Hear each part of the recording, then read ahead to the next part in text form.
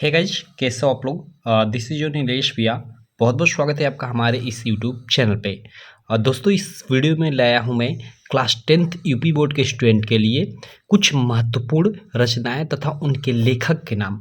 जी हाँ मेरे दोस्तों, और ये जो रचनाएं होने वाली है ना, आप लोग की जो पाठ्य पुस्तक है यानी बुक है, उसके जितने भी गद्य पाठ के लेखक है उनसे रिलेटेड होने वाली है। जैसे अगर मैं बताना चाहूँ तो आप लोग का जो हिंदी की बुक है उसमें गद्य पाठ में पूरे के पूरे 7 लेसन है, जिसमें से फर्स्ट है मित्रता, सेकंड आप लोग की ममता, उसके बाद ये भारतीय संस्कृति। इनका थोड़ा क्रम इधर उधर हो सकता है, ऐसा नहीं कि ये तो ऐसे मित्रता फर्स्ट चैप्टर है, ये सेकंड चैप्टर है, लेकिन ये थर्ड चैप्टर है कि नहीं ये मुझे नहीं पता। शायद ये इधर उधर लिखी हो तो कोई दिक्कत नहीं। मतलब आपके 60 चैप्टर है, जिसमें से मित्रता, ममता, भारतीय संस्कृति, अजंता है, क्या लिखूं है, ईर्ष्या तू न गई मेरे मन से, और पानी में चंदा और चांद पे आदमी। ये कुल 7 चैप्टर हैं। तो 7 चैप्टर में से मैं आपको बताना चाहूँगा कि बोर्ड परीक्षा अगर 2023 में आप देने वाले हो एग्जाम, ठीक है, तो 2023 के लिए यूपी बोर्ड का ना 30% सिलेबस कम कर दिया गया था। शायद आपको ये मतलब मालूम ना हो तो आप इसको मालूम कर लीजिए। इससे रिलेटेड मैंने वीडियो भी बना रखा है कि आप 30% जो सिलेबस आपका रिड्यूस हुआ उसको कैसे डाउनलोड करोगे, ठीक है। तो उसमें मैं आपको बता दूं कि गद्य पाठ में जो ये आपके 3 लेसन हैं नीचे वाले, ये क्या लिखूं, ईर्ष्या तू न गई मेरे से मेरे मन से, और पानी में चंदा और चांद पे आदमी, ये 3 लेसन आपके ख़त्म कर दिए। इन तीनों को आपको नहीं पढ़ना है।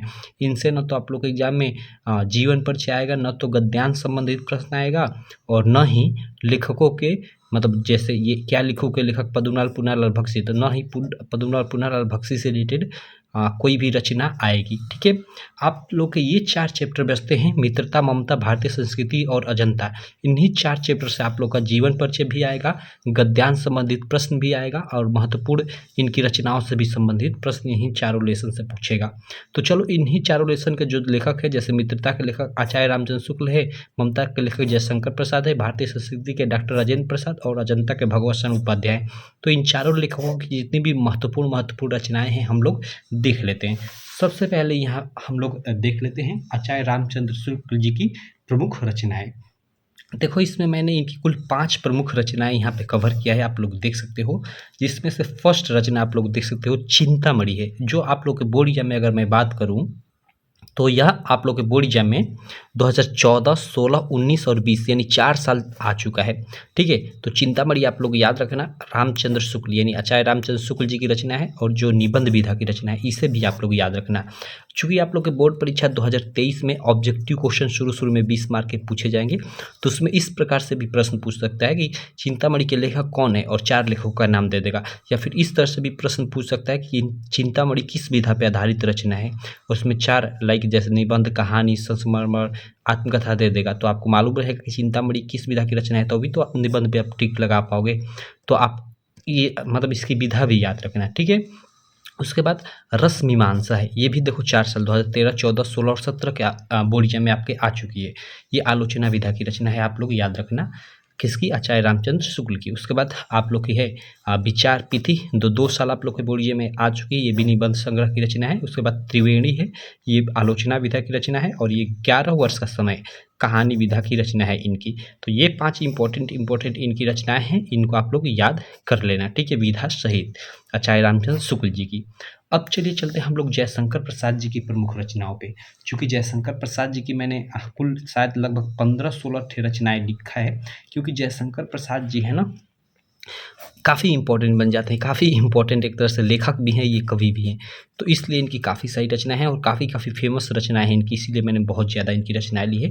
तो इनको आप लोग याद रखना। जैसे पहला है आंधी, कहानी विधा की रचना है आंधी, आकाशदीप, पुरस्कार और इंद्रजाल, ये 4 प्रमुख इनकी कहानियाँ हैं। जिसमें से देखो, आकाशदीप 2 साल, पुरस्कार केवल 1 साल, और इंद्रजाल 3 साल आप लोग के बोर्ड एग्जाम में पूछ चुका है। चूँकि आंधी अभी एक भी साल नहीं पूछा है आप लोग के बोर्ड एग्जाम में, लेकिन फिर भी ये इंपॉर्टेंट है, इसको आप लोग याद रखना, ठीक है। चलो, ये 4 कहानियाँ हो गई। अब इधर मैं आता हूँ इनके और जो रचना है उन पे। यहाँ पे आप लोग देख सकते हो, यहाँ पे अब हम लोग आ जाते हैं। देखो यहाँ पे कंकाल, तितली, इरावती, ये 3 इनके प्रसिद्ध उपन्यास हैं, ठीक है। क्या, कंकाल, तितली और इरावती, जिसमें इरावती अपूर्ण है, ठीक है। इसमें से कंकाल देखो 1 2 3 4 साल आ चुका है आप लोग के बोर्ड एग्जाम में, और तितली 2 साल, ठीक है। और ये क्या है, ये तीनों की तीनों जो हैं उपन्यास विधा की रचना है, आप लोग याद रखना। उसके बाद इनका जो कामायनी है, एक प्रसिद्ध इनका महाकाव्य है, तो इसको भी आप लोग याद रखना। ये भी अभी रिसेंटली आप लोग के बोर्ड एग्जाम 2022 में आया था। उसके बाद इनके प्रमुख नाटकों को हम लोग देख लेते हैं। देखो, स्कंदगुप्त, चंद्रगुप्त, ध्रुवस्वामिनी, एक घूंट, जन्मेजय का नाग यज्ञ, और यहाँ अंत में देखो यहाँ पे एक अजातशत्रु। ये 1 2 3 4 5 इनके ये प्रमुख मैंने 5 नाटक लिखा है, जिसमें से आप लोग देख सकते हो एक घूंट कितने साल आ चुका है आप लोग के बोर्ड में, जन्मेजय का नाग यज्ञ आप लोग देख सकते हो कितने साल आ चुका है। तो ये दोनों वेरी वेरी इंपॉर्टेंट है, और बाकी ये भी काफ़ी इंपॉर्टेंट है, इनको भी आप याद रखना। स्कंदगुप्त, चंद्रगुप्त, ध्रुवस्वामिनी, ठीक है, और ये अजातशत्रु, ये सभी के सभी इंपॉर्टेंट है, सबको आपको याद रखना है। और एक मैंने ये लिखना नहीं चाहता था लेकिन लिख दिया हूँ, चलो कोई दिक्कत नहीं, क्योंकि ये रिसेंटली 2019 के बोर्ड एग्जाम में आया था यह प्रश्न। सज्जन इनकी एक एकांकी विधा की रचना है, उतना ये इंपॉर्टेंट नहीं है, आप याद रखना चाहते हो तो रख सकते हो, नहीं याद भी रखो तो कोई दिक्कत नहीं है, ठीक है। चलो, तो ये हम लोग की हो गए जयशंकर प्रसाद जी की सारी इंपॉर्टेंट रचनाएं। अब हम लोग देख लेते हैं डॉक्टर राजेंद्र प्रसाद जी की इंपॉर्टेंट रचनाएं।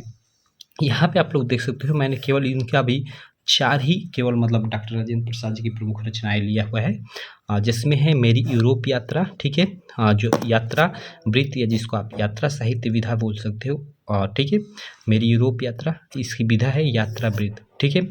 उसके बाद सेकेंड है मेरी आत्मकथा, ठीक है, और ये आत्मकथा विधा की रचना है। उसके बाद शिक्षा और संस्कृति और भारतीय शिक्षा, ये और 2 रचनाएं हैं इनकी जो निबंध विधा की रचना है, जिससे आप लोग देख सकते हो मेरी यूरोप यात्रा 1 साल, मेरी आत्मकथा 2 साल, शिक्षा और संस्कृति 3 साल, और ये भारतीय शिक्षा 1 साल आप लोग के बोर्ड एग्जाम में आ चुका है, ठीक है। तो ये 4 इनकी प्रमुख ये रचनाएं हैं डॉक्टर राजेंद्र प्रसाद जी की, इनको याद रखिएगा विधा सहित, ठीक है। उसके बाद चलो हम लोग अगली रचना देख लेते हैं, भगवत शरण उपाध्याय जी की, ठीक है। मैंने इनका भी केवल 4 यहाँ पे देखो इम्पोर्टेंट कवर किया है, यहाँ देख सकते हो आप लोग, ठीक। जिसमें से खून के छींटे वेरी वेरी इंपॉर्टेंट है भाई, और ठूठा आम ये भी वेरी वेरी काफ़ी इंपॉर्टेंट है, कई बार आप लोग के बोर्ड एग्जाम में आ चुके हैं, आप लोग देख सकते हो 2013, 14, 16, 17, और ये ठूठा आम 2014, 15, 17, 18 और 19, जिसमें से खून के छींटे आप लोग याद रखना निबंध विधा की रचना है, लेकिन ठूठा आम जो है वो संस्मरण विधा की रचना है, ठीक। उसके बाद 2 और इनकी रचनाएं हैं, यहाँ नीचे आप लोग देख सकते हो, कलकत्ता से पीकिंग और सागर की लहरों पर, ये 2 इनकी रचनाएं हैं, जिसमें से ये 2020 में और ये 2014 और 16 में आ चुका है आप लोग के बोर्ड एग्जाम में। और ये जो दोनों रचनाएं हैं ये यात्रा वृत्तांत, ये यात्रा साहित्य जो आप कह लीजिए, ठीक है, यानी यात्रा वृत्त भी बोल सकते हैं, यात्रा साहित्य भी बोल सकते हैं, ठीक है, की रचनाएं हैं, ठीक। तो ये भगवत शरण उपाध्याय की ये 4 रचनाएं हैं, इनको आप लोग याद रखना है। तो इस प्रकार हम लोगों ने 4 आप लोग के जो लेखक हैं गद्य पाठ में, और उनकी प्रमुख रचनाओं को देख लिया, आप इनको याद कर लीजिएगा। इनसे रिलेटेड आप लोग के बोर्ड एग्जाम में निश्चित है कि क्वेश्चन आएगा ही आएगा, 100% निश्चित है कि आएगा, ठीक है। तो सब ये रचनाएं आप लोग याद रखना, ठीक है। और ऐसा नहीं कि ये सब रचनाएं आप लोग के बोर्ड एग्जाम में ही काम आएंगी, आगे चलकर आप लोग मतलब 10th के बाद 11th में जाओगे तो 11th में भी काम आएंगी, 12th में भी काम आएंगी, 12th के बाद आप ग्रेजुएशन में जाओगे, ग्रेजुएशन करोगे, अगर हिंदी से करते हो ग्रेजुएशन तो ग्रेजुएशन में भी ये सब चीज़ें काम आएंगी, ठीक है। तो चलो, आशा करता हूँ ये वीडियो आपको काफ़ी अच्छी लगी होगी। वीडियो अच्छी लगी तो यार चैनल को सब्सक्राइब कर देना, वीडियो को लाइक कर देना, और अपने सारे दोस्तों में, जी हमें दोस्त, अपने सारे दोस्तों में इस वीडियो को शेयर भी कर देना। तो चलो, मैं मिलता हूँ आपसे इसी प्रकार की नेक्स्ट वीडियो में, तब तक के लिए थैंक यू।